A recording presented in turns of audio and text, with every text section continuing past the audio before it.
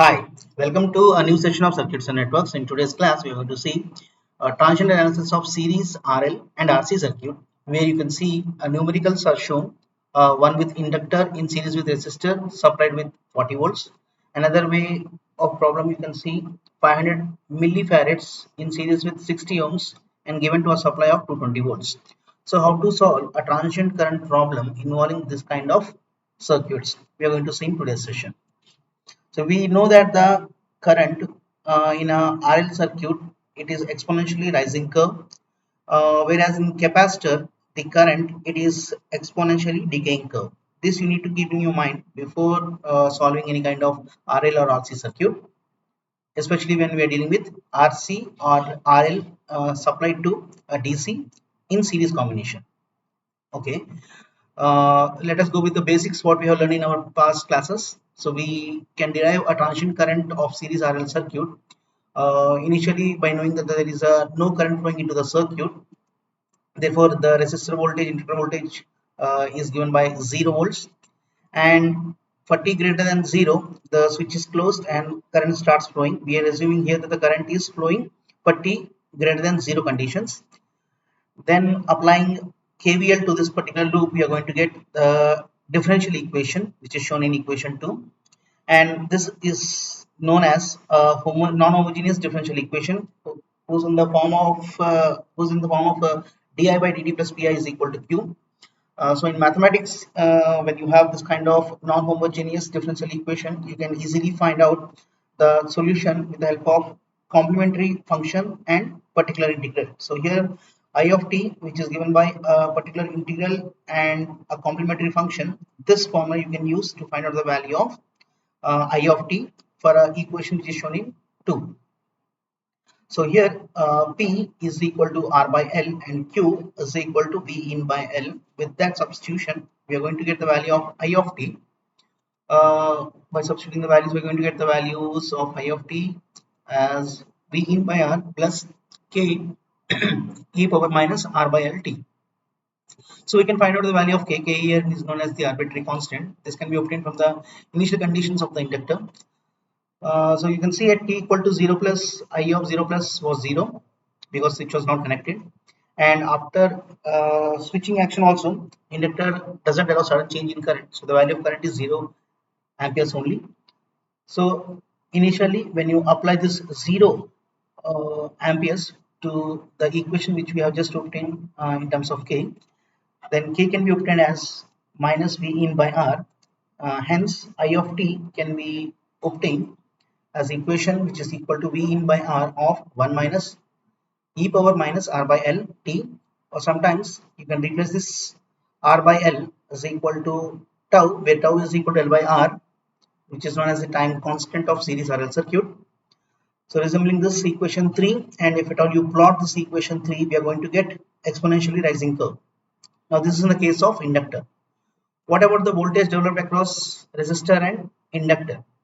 So since we have derived the value of inductor current, sorry, the transient current I of t, or the series current I of t, with the help of that we can find out the value of voltage developed across resistor as R into I of t. Substitute this value, we are going to get V in of 1 minus e power minus t by tau, which is equation 4. Pertaining to the equation 4, we can get the curve like this. It is also exponentially in nature because resistor voltage and current, they are said to be in phase. That's why we got almost similar waveform what we have obtained for transient current. But the important catch is that here the peak value is V in, whereas in the case of transient current the peak value will be V in by R. That you need to keep in your mind. Fine, we know that the formula for inductor voltage is L di by dt. So if at all you substitute this I of t in the place of this I of t conditions, that is V in by R of 1 minus e power minus t by tau, we are going to get the value of inductor voltage, which will be equal to V in times e power minus t by tau. So this equation 5, it's exponentially decaying curve. So based on pi equation, we'll get the voltage developed across inductor, which is exponentially drooping in nature. Whereas in the case of transient current for RC circuit with the initial conditions of resistor voltage, capacitor voltage at t equal to 0 minus will be 0 only. After the switch is closed and we apply the KVL to this loop, we are going to get uh, equation 6, and I'm differentiating equation 6 with respect to t and rearranging the form of differential equation, which is a homogeneous form, and its solution is given by I of t is equal to k e to the power of minus pt, where p is equal to 1 by rc. So based upon this, k can be estimated from initial conditions, and substitute the value of k, I of t will be equivalent to v in by r e power minus t by tau. Again, tau is here a time constant whose value is rc. So for series RC circuit, we have time constant RC. This formula we have already seen in our previous videos also. You can go through those videos in order to determine the time constant for a RC circuit. Fine. After framing equation 8, if at all you plot the graph, we are going to get exponentially decaying curve. And once we know what is I of t, we can easily calculate the value of voltage developed across the resistor, which is nothing but, once again, it is V in multiplied with e power minus t by tau. Now that graph is also similar to the graph of I of t. Why? Because in a resistor, current and voltage will be in phase, but there will be a difference in the magnitude of the value of I of t and V of t. You can see over here, for I of t it is V in by R, the peak value, and it is completely decaying in nature.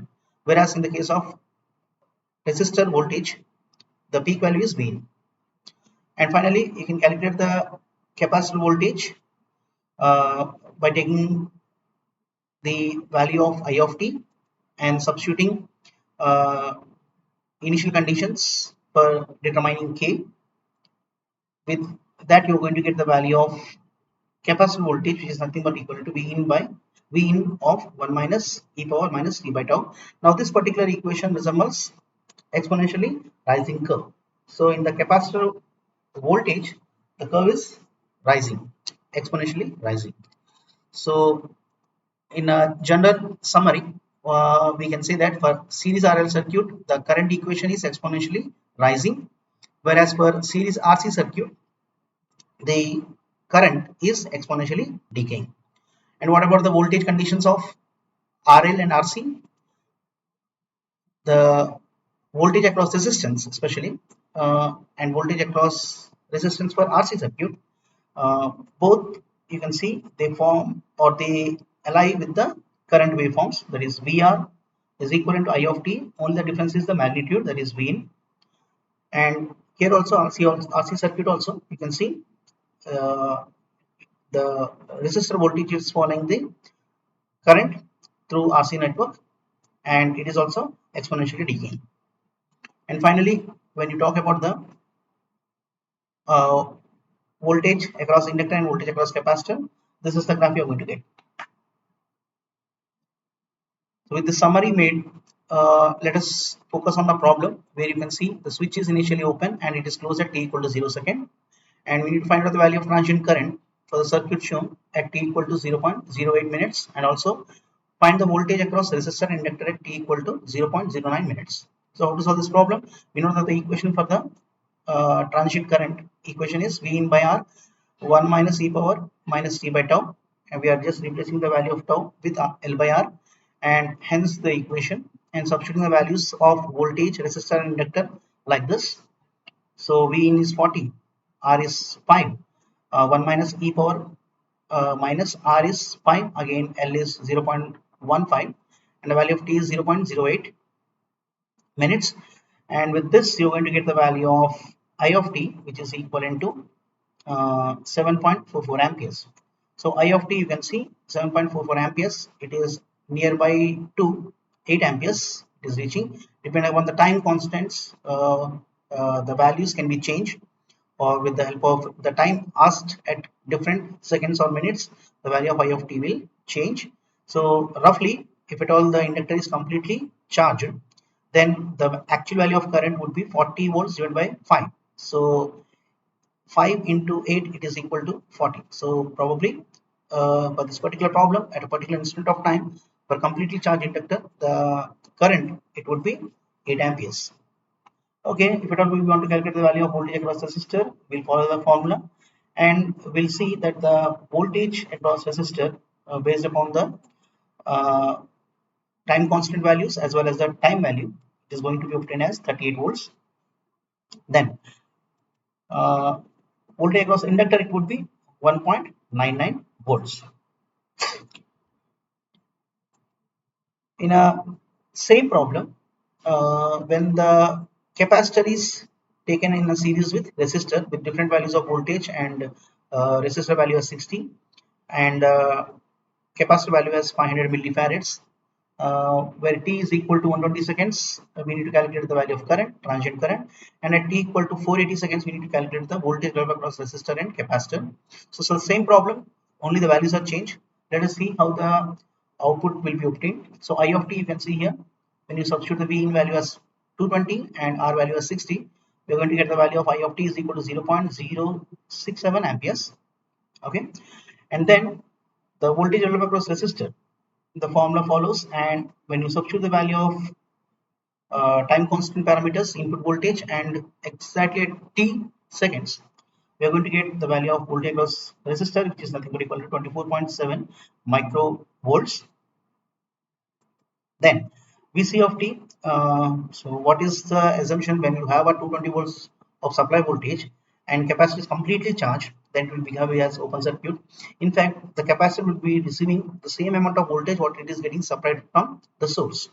So when you substitute the values, practically also you are going to get approximately 220 volts. So this is how you need to understand the importance of the concept, especially when you're dealing with RL circuit and RC circuit. In a RL circuit, you have to concentrate on current conditions, and whereas in the case of voltage, in the case of capacitor, you have to concentrate on the voltage developed across the capacitor. So that's all for today's class. I hope you like this particular session. Please share among your friends, subscribe to this channel, and press the bell icon for future